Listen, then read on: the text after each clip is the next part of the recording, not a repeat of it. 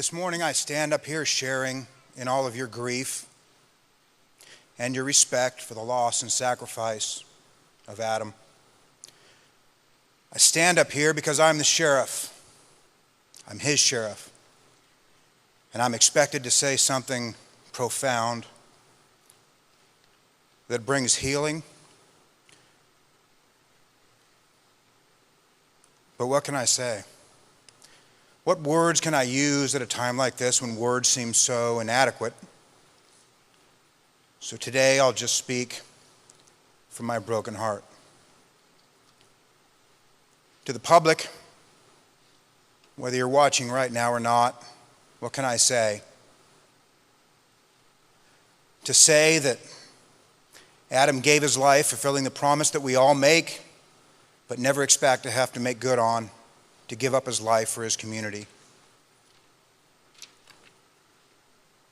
To say that he gave up his life so we can all be safer, sleep more soundly, live better. To say that during this tumultuous time in our history, when the media and many politicians can't seem to get enough hate, disrespect, and underappreciation of law enforcement, that I know, we know, that you, our real public, still support us as much as you ever did, that you hurt with us, you grieve with us.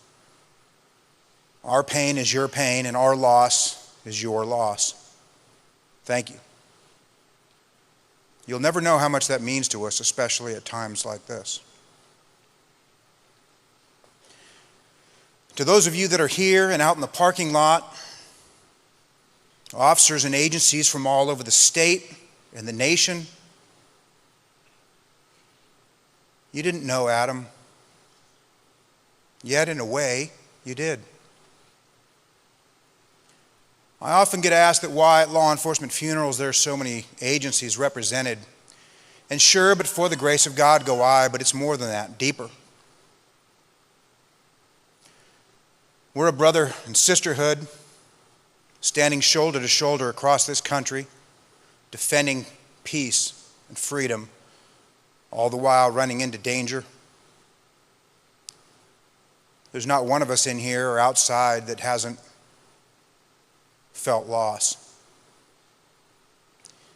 We've all hurt, and so we hurt for each other.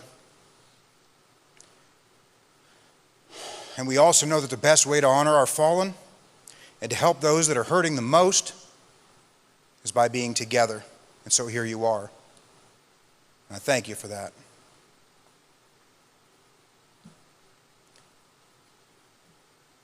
And I want to speak a minute to my own troops. To Adam's partners in K-9, his shift mates, his sisters and brothers in the sheriff's office, whether you wear a badge or not. I'm here with you. I'm grieving with you. I'm hurting with you. I'm crying with you. I'm so sorry that we are here once again sending another brother off with a hero's farewell. That we seem to be here all too often. That I, for the fourth time, couldn't make good on my promise to send you home safely. At the end of your shift, safe home to your families. And there's not one of us that hasn't been through this before in some fashion. And we know we'll get through this. But that doesn't help us today. No. To get through today and tomorrow and the next day and the day after that, we'll have to lean on each other by reaching down for those that need a hand and reaching up when you need to for a hand. By recommitting ourselves to each other and to our duties and honoring Adam in the best way we know how, by continuing in his work, God's work, while he looks down and watches over each of us. And just for a moment, let's lift up in our thoughts and prayers Jesse, who was also shot during this tragic encounter and lost his canine partner Riley, who's here today, and James, who was shot just 2 nights prior, that they can continue to heal, be stronger than ever, and return to work soon. So what do we do? How do we go on? How can we make sense of what's happened? How do we wrap our heads around this? Well, the truth is we can't. There is just evil in this world, and we are the guardians against that evil. And it's true that if you never stand up for anything, then you run no risk of falling down. But that's what we do every single day.